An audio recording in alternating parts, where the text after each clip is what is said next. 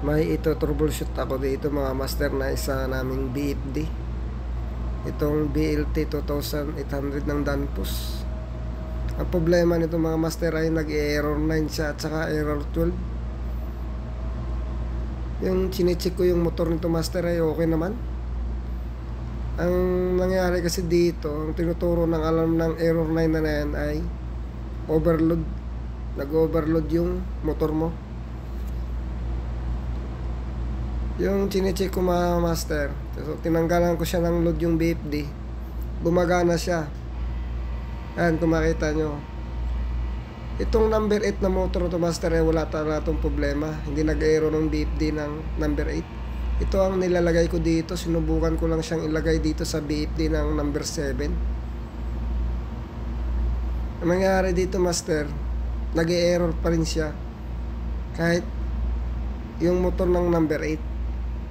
Kaya dito mga master, ang problema nito mga master ay mismong BFD talaga ang may sira.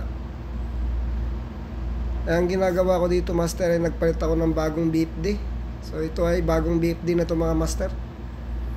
So hindi ko lang naipakita sa inyo kung paano ko siya pinalitan. Kung titingnan nyo yung itsura, napakakintab nitong nasa gilid kasi bago to.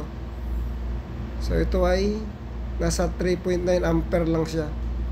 Yung maximum ampere ng motor nito ay 4.61 kasi 2.2 kilowatts yung motor nito.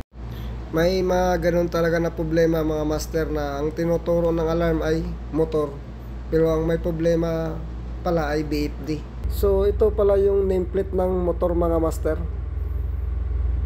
2.2 kilowatts. Naka Y connection kami dito sa motor na to dahil nga 400 volts yung supply namin dito.